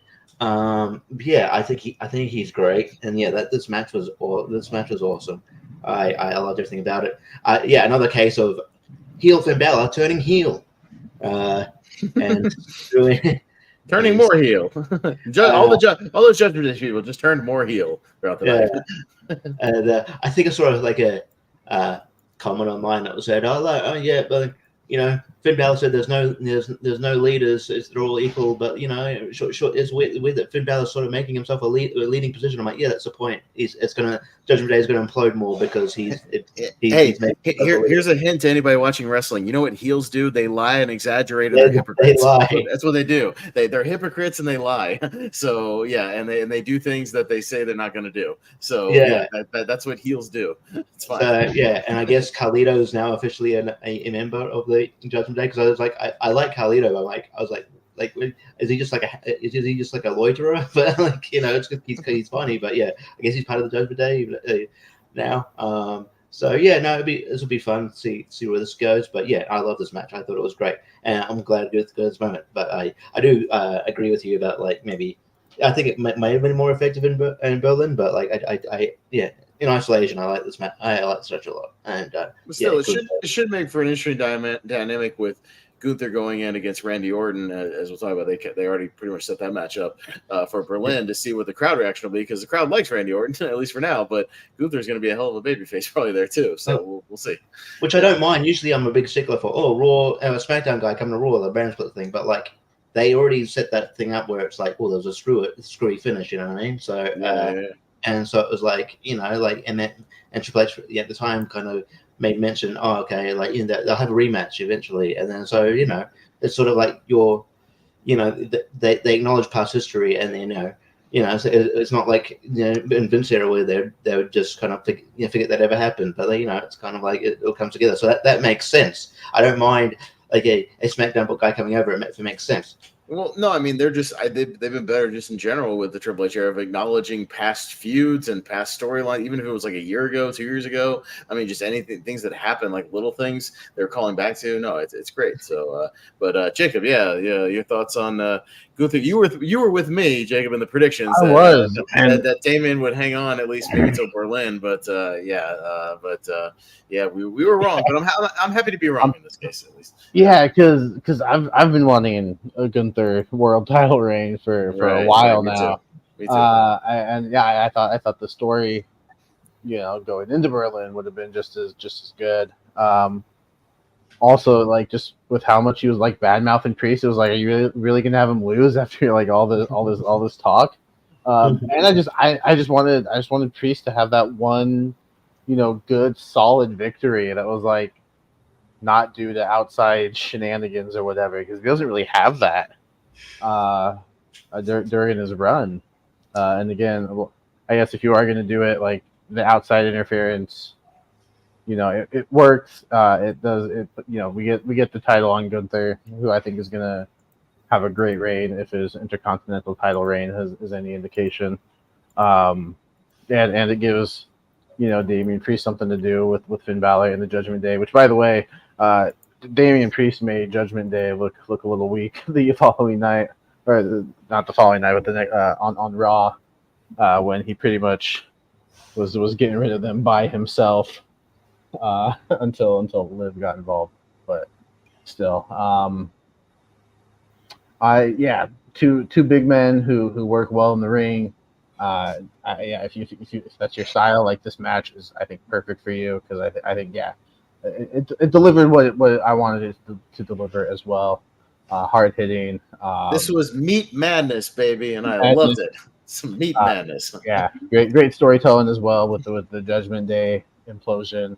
And yeah, again, I think this what this pay-per-view is we're going to remember the storytelling more than we are the actual in-ring work. Although there was some pretty good in-ring work as well. I think this is just storytelling. Like, I can't remember a WWE pay-per-view that's done better storytelling in recent memory than SummerSlam did. Yeah, just great storytelling. I always telling people that on different streams and whatnot, if you haven't jumped back into WWE, this would be a great time to do it, because there's just a lot of great stories going on. Just really cool story stuff if you're into that, and just being interested in the match, to where, like, again, I can be forgiving if the matches aren't like all match of the year candidates, but they're doing good stories and I'm still interested in the product. That's a good thing. Yeah. When I'm still like hyped to see the matches and just to see where they go and what they do. But to me, this match was great. I loved it. So yeah, this is one of my favorite, at least WWE matches so far this year. I loved it. And with Orton challenging Gunther, a SmackDown star challenging a Raw star, I wonder if we're going to get the opposite, and the Raw star is going to challenge Rhodes for Bash and Brody. I don't know. I don't think they're going to do it unless there's a story there. Like, I just feel like there's a story there with Randy Orton, so that's why they did it. But if they I don't even think Cody's going to have a match on Berlin. I don't think they would do it, because they've already got matches, like a whole bunch of matches set up. It looks like for Berlin already. Like, they've already got damn near almost 5 already, because we got Gunther and Randy Orton is pretty much set. They've already said basically Sheamus and Pete Dunne are going to go at it at Berlin. Braun Breaker is probably going to have another match, an IC title match in Berlin. Yeah. They looks like I said, we might have like a mixed tag match with the Judgment Day stuff. Maybe you do a 6-man with, maybe it's like Cody, Kevin Owens, and Roman Reigns versus. Done that. All right, but I'm just saying. I don't think Roman's going to get in the ring just yet. I think you're going to hold off on Roman getting back in the ring for a little bit, like just officially. I think he's going to make an appearance. I don't think he's going to have a match till maybe Survivor Series when they do War Games. I think they're going to hold off on that, because that's a big money match, like him getting back in the ring. I think you're going to hold off on that for a little bit. But I mean, again, they're going to do potentially Seth Rollins and Bronson Reed. I mean, that's a 5-match card right there. Like, if they're going to do their 5-match format, you got 5. And then I think, maybe they'll kind of bounce and do a little more SmackDown heavy for Bad Blood, other than Judgment Day. I don't know. Like, it's weird. Like, my only thing is Rhodes is like front and center on the poster. That's the only thing that's. Is he? Like, oh yeah. I guess we'll get to SmackDown because obviously SmackDown is tomorrow night. We'll see if they Right, so start we'll see to what set happens, up. yeah. If they start to set up, yeah. Because I mean, we've only had the Raw to kind of start kicking off post SummerSlam, so we haven't gotten the SmackDown side of things. So we don't know, what Roman Reigns is going to do. We don't know what Cody was going to do. What Solo is going to do. Yeah, we haven't got the SmackDown side of things. So we'll wait and see what happens. I just. We've seen these other smaller PLEs, like JPO said, they're pretty much sticking to this 5-match, thing of like, there's so many stories going on. Like, I feel like you kind of have to do more than 5, but I don't know. Like, you got so many stories cooking right now with so many people. I don't know how you fit more. I mean, you got to do more almost, but I don't know if they will. Like, maybe. I mean, I think they can. You could do 6-7 matches. It's fine. Again, and will they like? Do they do something with? I mean, we'll talk about it later. But do they do something with White 6? I guess they'll blow off with Chad Gable. White 6 also. I mean, I don't. There's so many things cooking. I mean, it's a good problem to have. You got everybody invested in multiple storylines. That's a good thing. But yeah, I mean, is there going to be room on these pay-per-views? I guess you have to bounce them out a little bit. But yeah, well, let's move on to. We did have a man. Speaking of Cody, and speaking of the SmackDown side of things and the Bloodline and whatnot, Cody Rhodes. Defeating Solo Sikoa, Bloodline rules here for the undisputed title. This was kind of one of those inevitable things where it was almost like just the match to kind of get to the finish. Again, another more story-based match more than anything. I saw a lot of people trashing this match. I didn't think it was that bad. I thought it was fine. I thought it was fine. I thought Solo was better than he used. Watch it. Yeah, I thought Solo was just fine. He hits the moves he hit were good. I thought those spinning Uranagis were good. I thought his Samoan drops were good. Like I thought there was enough there. I think nobody bought that like anything was going to happen until the end. Once we started people running out, I think people got interested because once we got the runs, it's like, oh, okay, here we go. We're getting to the juicy stuff. But you guys know where I'm getting at. Sorry. I'm choking on air here. Jacob, take over for a second. You know where I'm going. Good. This I'll just go ahead and get into it. This match, I get the criticism because I didn't feel like this match was much more different than the Reigns Rhodes match from WrestleMania. It was just take out Usos and sure there weren't as weren't as much big names. As like The Rock and Cena and Undertaker and whatnot, but it was pretty much the same thing. All right, where Cody's gonna get close to victory, Bloodline's gonna interfere, someone's gonna, we're gonna even it out, and then who's gonna be that one to turn the tide? I think we all saw Roman returning, Roman or Usos reuniting. I think those were the two that most people were counting on to get a Reigns return, which the crowd wants Roman. I'm curious to see how they respond to him on SmackDown. The pop he's going to get. But yeah, I mean, as far as the in-ring work, I thought it was fine. I thought the storytelling was good. Again, I think all night the storytelling was really good. But yeah, I mean, other than Roman Reigns returning, like nothing about this match like wowed me because we saw it 4 months earlier and we saw a better version of it. Yeah, I mean, the biggest takeaway for me is Jacob Fatu. Was he selling an injury really well? The word, I had to have an update on that because I was looking. Yeah, I did. The update is that it most likely was an angle because and that he was really good at selling it, and then even after the match he was spotted wearing a walking boot, but most likely that it is more of like an angle it was an angle so that Jacob Fatu did not directly interact with Roman Reigns, because you could also play into that going forward, Jacob. You could say, oh yeah, absolutely.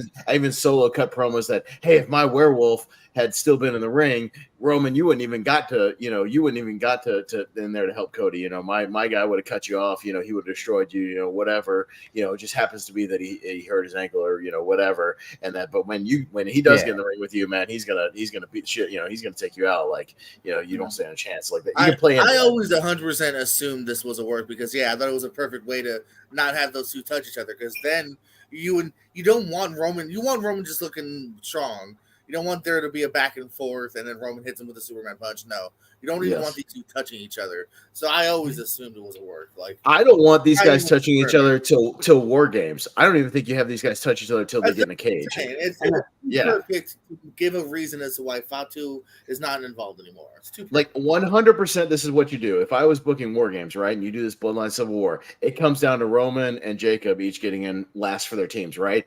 Roman comes in, or either Jacob comes in, clears the ring of everybody, right? Like he's just laying out dudes, boom, boom, boom, lay them out. And Roman's the last one to come in. You have the big face off. You know what I mean? Like the big dog and the werewolf. You know what I mean? Like I think that you build up to that. That's a money thing. Yeah, maybe you tease them a couple of times, maybe interacting, maybe one powders out, one the other. They just something happens. But yeah, I think you hold off on those guys facing off till you get them in a cage together. Like I think 100% you do that. But yeah.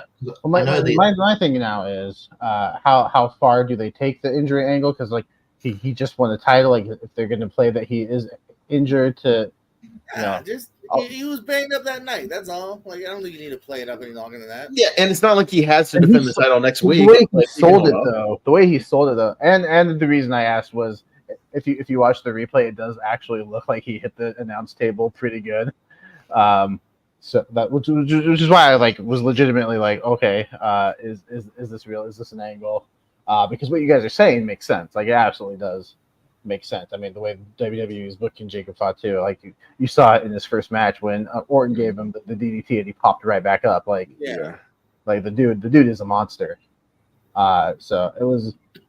Yeah, I mean the fact that he got the whole internet talking like, "Hey, is he okay?" Yeah. Like, what a sell. What a sell. I think the money match. I mean, no, if there's a solo, and I'm sure it wouldn't be surprised that that's where they go for. I don't know, maybe Mania or maybe whatever. But like the 1-on-1. But I think maybe, I wouldn't have Roman and Jacob touching because I think maybe that's the culmination is him and Jacob Fatu. But I know he's not. I still think they're going to do Roman and The Rock eventually. That's what they're going to do. Yeah, I think so. But I think Rock's maybe. We'll see how Rock is faring as far as because he was injured, but I don't know how he's faring. Just if that. He'll be back in time to do a Mania thing. Like a Mania thing, but then he might want to time to train and stuff. I don't know. He's very particular that. But we'll see what happens. Yeah, I can still see Roman. I think Roman. If they can do Roman and Rock, they always can do Roman and Rock. But yeah, otherwise they might. This time. Leading up to this Mania, people will actually give a shit and want to see Roman and The Rock. Now that Roman's full on babyface, it's gonna have a different dynamic, and it'll be building, and it'll be like a legit thing that people want to see this time, and it can be that money match. Like, but won't you guys feel silly when we get thrice in a lifetime instead? No. What they'll do is like they'll do the opposite thing, and Cody Rhodes will come out. No, I want to face Roman again. No, Hey Rock, remember what you did to me last year at WrestleMania? Yeah, I won't care for it. But JP, I haven't got your thoughts on this whole the match itself. Did you think it was good, decent, okay, whatever? And then obviously everything that happened afterwards. So yeah, no, I thought it was decent. Yeah, again, I'm not gonna knock it down or knock the pay-per-view down because of it. Yeah, it's not exactly. I think I'm definitely with Barber on the fact that it's a bit of a retread of stuff we've seen before. Maybe we've done better. So I kind of also use this kind of logic too of like I enjoyed it the first time out. You know what I mean? Again, we're getting more storytelling, fun seeing Solo in a main event, the Roman return. But is this a match I'll rewatch purposely? Not really. You know what I mean? Yeah, it's kind of the way I could put it. Yeah, but the big story coming out is obviously Roman Reigns is officially back.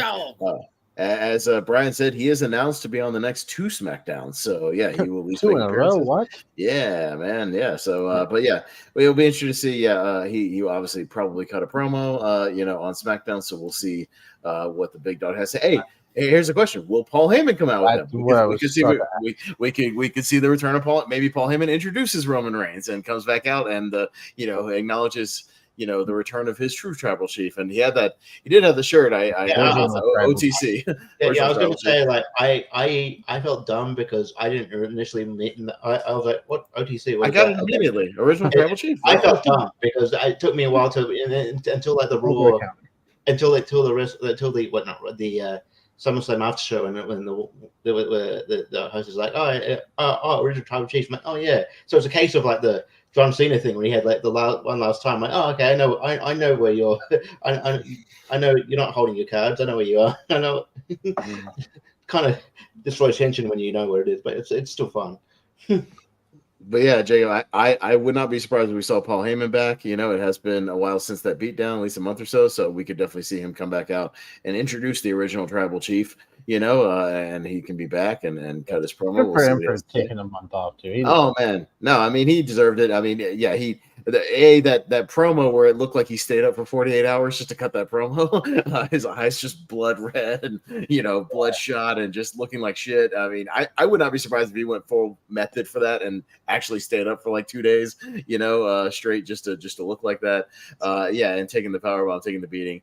Kudos to him. I could definitely see him make a triumphant return and introduce the tribal chief here, and kick that off, and we'll see what happens. I mean, again, Raw was good. I'm sure SmackDown, has a lot to follow up on. We'll see if, will we get the Usos next time? I feel like the next, step would be at some point to, get Jimmy back and kind of start working that Usos, and from there, seeing how Roman Reigns will interact with the Usos, because obviously in trying to, mend that bridge and get them to fight on his side. So again, good stuff cooking on the SmackDown side of things. A lot of stories cooking there. So I mean, WWE is firing story wise on all cylinders right now. I'm enjoying it. Well, in that case, a Raw superstar that could challenge Cody, Jey Uso, if he returns. I mean, and then now he's on SmackDown and he's around. Maybe it kind of like jumpstarts that, communication between Roman and Jay. I don't know. I'm just thinking. It would be fine, but it would be a weird being a babyface match. That'd be a little strange. That would be my only thing about that. It's just how do you do a face thing? Like why? And also maybe yeah. I think I'm the only one that's okay with that. Like I get why people love the heel face dynamic, but I'm like, I just want two good wrestlers going at it. No, I mean, if this was. It's just, to me, it's always been like, if you can avoid doing babyface, you try to. Like, I understand that sometimes it has to happen if it's in a tournament or something, or whatever. To me, when you're doing like big, headlining pay-per-view matches, you should have some kind of, I think for the most part, heel babyface dynamic, at least for the most part. I feel like for Bash at Berlin, it's okay because I think the main event match will be Gunther. Right. No, that one will be the main event match, 100%. Yeah. I also feel that Jey Uso has had like 4 title match. I think about 4 or 3 title matches at this point, and like he, I don't see him beating Cody Rhodes. Like eventually, if you can put him in a title match, it's got to, there's got to be a chance that he might win, at least a chance. Like I don't know. I feel like there's got to be a chance where I've got to buy that he's going to maybe walk out with the title, and I don't buy at that point. If he versus Cody, I mean, it might make sense storyline, right? But we'll see what happens. I'm sure. Yeah. Again, let's hold off until we see this next SmackDown or so. I'm sure Cody will be on the show. We'll do something, and you might get an indication on what his next sort of step will be. Who his potential next challenger might be. We'll see. But yeah, again, I think SmackDown is going to be a pretty good show, pretty newsworthy show on its own. We'll see what happens. Yeah, if anything, just to see, the big dog will be back, and we'll see what happens with that. But let's get kind of everybody's overall thoughts on SummerSlam. Maybe get one of those out of 10 rankings. We'll go around the horn. Jacob, what do you think about SummerSlam overall as a production here? Yeah, I mean, again, like I said, if you would have told me that my least favorite match on the card was going to be Sami Zayn and Braun Breaker, I would have called you crazy. But even then, I still thought, what we got in that short time was still decent. I thought the storytelling was top notch from start to finish. We didn't even mention the Jelly Roll Ms. R-Truth segment with A-Town down there. I thought that was pretty. Pretty fun. I thought it was a knuckle shuffle. And shout out to Austin Theory for absolutely selling that choke slam by Jelly Roll. I thought that was great. People were like, "Oh, Ben, Jelly Roll does a great choke slam." I'm like, "No, Austin Theory can just jump really high." As we saw how high he could jump after a stunner at that WrestleMania. He can jump really high for things like that. He's very good. I also haven't they been breaking up for the last month and a half or whatever. Yeah. But whatever. We'll get to that when we get to that. But yeah, again, storytelling top notch. Is this a SummerSlam I'm going to go back and revisit very often? Probably not, but that doesn't take away from how entertained I was still. I think for storytelling purposes, I'm actually gonna go like an 8. I thought it was really good. Yeah. JPO, your overall thoughts and a score on SummerSlam as a production here? I'll give 7.5. I think without, to me, a banger. It can't quite get any higher, but it's definitely watchable, especially just as if you're watching the current product, worthy of your time. Yeah, Richie. Yeah, I actually think that sort of delivered on both ends. I think obviously more on the probably it's at the end of the day it's probably going to be more known as a storyline driven show and pushing forward storylines and creating new ones. But yeah, like my favorite Logan Paul and LA Knight was great, and obviously Gunther and Damian Priest was great as well. I think they're going to be sort of at least talked about when we do our year-end show. So yeah, I really thoroughly enjoyed this show from top to bottom. I thought it was really a one of the better SummerSlams I've seen in a while. I'm going to go 8.5. I thought it was really good. Yeah, I'm kind of in Richie's camp. I thought, again, top to bottom, I don't think there was a stinker match on the show. Like, even if I thought, Bailey and Nia or Braun Breaker and Sammy were a little like just okay. But even then, like, I didn't think they were bad. I thought they were entertaining for what they were. I also thought the Logan Paul match was excellent. Gunther and Damian Priest, I've sung his praises on here. Obviously, it's one of my favorite kind of WWE matches of the year so far. I love that. So it had that factor for me, at least personally. And yeah, all the storyline stuff was great. Yeah, great appearances, great movement going forward. I'm also in kind of that 8.5 territory. I thought it was a really entertaining show. I'm sorry, I did not feel the length. I thought it moved. There was some good pacing on the show. Yeah, good stuff. So big thumbs up for me from SummerSlam. I thought it was an excellent show. And hey, Berlin's looking to be a hell of a show too. Maybe even from an in-ring perspective, maybe what you're looking for. So I think Gunther and Randy Orton could deliver. I think Sheamus and Pete Dunne could deliver. I think Bronson Reed and Seth Rollins could deliver. Braun Breaker and Ilya. I think we're in for a couple of like fights. Because it's funny. I thought about meat. Like Pete Dunne is not a big guy, but I feel like Sheamus and Pete Dunne was going to be a very meaty match, even though Pete Dunne is not very big. Yeah, it's going to be a fight. Very hard hitting. Yeah, Sheamus has been having a lot of meaty fights lately, and I'm appreciating this.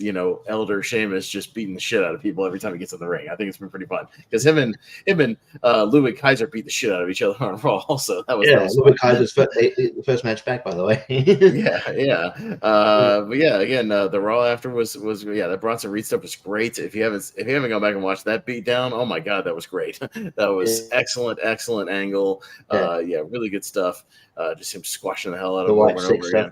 The Wyatt stuff was good. Yeah, I mean, even the Gunther promo setting up with Randy, the face-to-face, that was good. Again, really, really great Raw, and great progression of story. So, and I like the fact that we already have, multiple matches that we're already building to for Berlin. We got pretty much stuff and we can just build to from there. So I like the fact that we're getting ahead of the ball here. It's like the opposite of AEW, where I feel like sometimes AEW is like, oh, yeah, we got a pay-per-view coming up, and all right, well, now a week before we'll announce 10 matches, like it's just like, no, like we got most of the card pretty much ready to roll, and we're just going to build to it for now. So they're going to be in that position after all in, because in two weeks later they got All Out.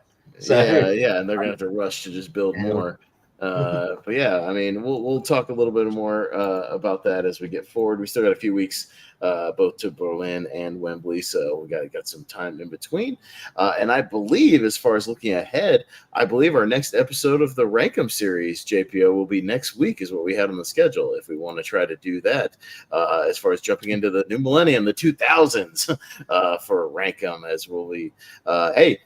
Just because some people made it on the 90s list doesn't mean they can't also jump into the 2000s list as well. You can see a repeat. If they're worthy, like I said, use that decade as an example. If they're worthy, more than go for it. Yeah, for sure. So we'll do that. And the next episode could also be another Rankum episode, should JPO choose, because he did win our predictions, because you heard it if you were here. You heard the tiebreaker was going to be how long Yeah, nice. event going to be. And Richie boy, did Richie really undershoot that shit. 29. 29 so 10. Yeah, Richie, 29, you really due thought to that was going to go tiebreaker. 13 minutes? I Are you don't out of your damn know. mind? As soon as I said that, I'm like, I've lost. It pays to be a stopwatch for. Yes. I mean, still shout out for going perfect on the predictions. That's still pretty impressive. And you would think that would almost hurt my view of the show, because sometimes that is a downer when it's like, I fucking saw everything coming, but I like the decision, so I didn't mind it. So we do have an open slot on the 22nd. The only thing we have on slot for 22nd will be Wembley predictions. But other than that, if you would like to slide in another topic on the 22nd, you can certainly think about that and get back to us. So for that to go along, so you'll be doing double duty that night. Whatever topic you want, plus your prediction graphics, you can run it all that night, and it'll be a very JPO centric show. I have an idea. I'll shoot you guys off air. Sure, sounds good. But yeah, next week we'll just cover whatever news comes out, and then we'll jump into another Rankum. Yeah, we'll jump into the 2000s. That might be. I think that's gonna be the toughest one. That might be the toughest one so far. Yeah, because there's a lot of people. Crossing over from the 90s that you can make an argument for. Some new stars that emerged in the 2000s, obviously, that are big breakouts. Some people Ring of Honor. Yeah, I mean, you could include them as well if you want to include somebody from TNA. You could definitely, TNA's breaking out. You're more than welcome to do that as well. So that could be a tough one to where, getting those votes might be a little trickier. So we'll see, but it'll be a fun one, and we'll decide off air who will, who the extra person will join us will be. We'll brainstorm some ideas there. So that'll kind of wrap it up for tonight. Just kind of covering the news and SummerSlam and whatnot. We'll wrap it up from there, and we'll continue next week. We'll go around the horn. Jacob Barber, you got anything you want to plug? Anything going on? I know you got your comedy ventures and whatnot, but anything else outside of that? Comedy. I'm gonna start recording most of my sets, so I can get some more clips out there. There's a few out there, but not enough. So I will be doing that in about 10 minutes over on JPO's channel. We will be doing a draft, so go check that out. It is a Disney draft. Sorry. Richie wants to be invited. Richie's throwing a hissy fit that he's not part of that right now. Yeah, jeez. And then tomorrow I will also be on JPO's channel for something pretty special, but I'll let him plug that. Okay, well, speaking of JPO, what do you want to plug? Got some stuff coming up? Hold on, I have to remember. What are we doing, Jimmy? Oh my God! Yeah, of course. Tomorrow is one of the most important. Did you legit forget? I do a lot of shit. I gotta look at my phone. Tomorrow is the most important trivia match of all year, because not only we do a quick ASAT, but then we're doing the best friend trivia that Jacob has won 2 out of 3 times. Will Jacob reclaim his throne, because it is vacated? Because Michael Turner is busy right now. So kind of like, an elimination match where the champion is out early. We will crown a new best friend. That is for sure. Will Jacob be a 3-timer? We'll find out. That's tomorrow over at the Pierce. We also do lots of movie trivia. Movie trivia return tonight. I had about a week hiatus. We had a fun match tonight. Editing some clips. We'll do some more clips. Lots of fun stuff coming out. You see me popping over in the Movie Here Network. Why We Love Horror. Multiplex. Have some fun stuff over there. Let's see, 1,000,001 podcast. We also talk wrestling with me and my buddy Corey.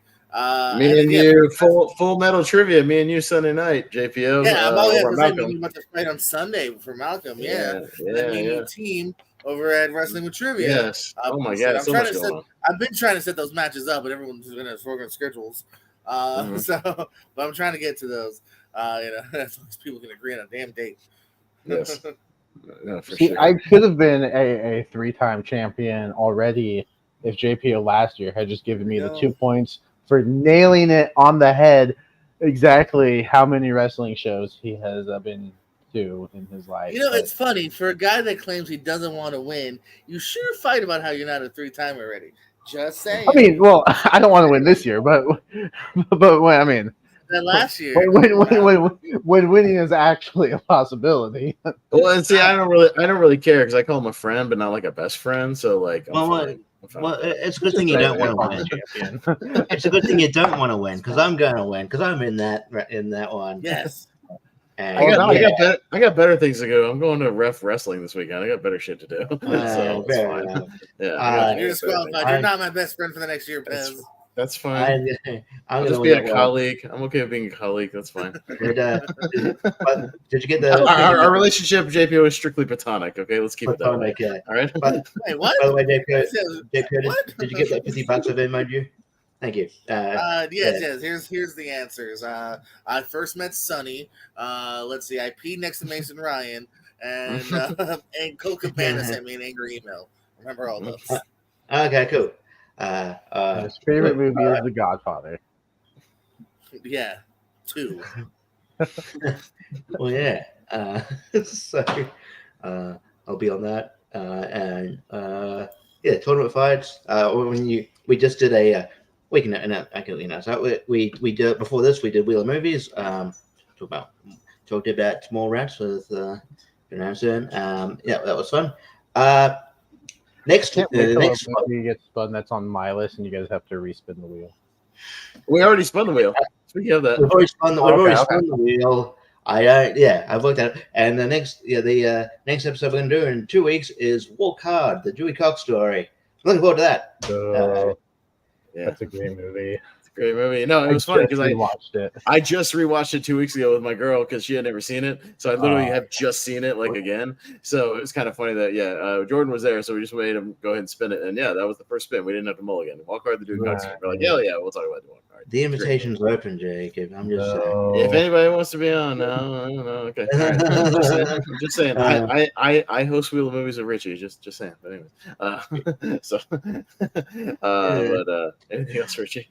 Other than that, got a match multiplex coming up. Got Battleground match is coming. Back in that coming up. In JPO's doing stuff with JPO. And then other than that, not much. But yeah, back here and talking wrestling and that's about it. Yeah, sounds good. I'll be, if you happen to be in the Jacksonville area, I don't know if anybody's watching will be, but this Saturday night at the National Guard Armory in Jacksonville, the Snyder Armory, I will be back reffing for USWA this weekend. We got John Davis in action, Dagan Briggs, and a Spook City Roulette, his specialty against Mikey Spandex. Those are always fun matches. 4 mystery bags around the ring with mystery weapons. Kill always Mikey fun. Spandex. I got a problem with you, Mikey. I hope John fucking kills you. Oh, Dagan's gonna kill him. Tyrant's gonna kill him. So he's running. Oh, wrong person. But still, kill Mikey Spandex. Yeah, John Davis usually goes in there and kills people with chops, kills somebody else. He killed a new guy that showed up at the show, just brought his gear, and was just there to make contacts and was able to get in a 3-way with John and got the shit kicked out of him. It was fun. So you too, if you want to show up to the show with your gear, can get in the ring and get chopped by John Davis. Don't do it. So JPO, bring your gear. You can come in and get chopped by John Davis if you want to.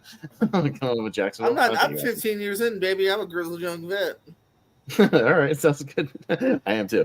USW this weekend I'll be there. Trivia with JPO on Full Metal Random on Sunday night, and then just everything we got on tournament fights next week on the Movie Hero Network. So that's all I got.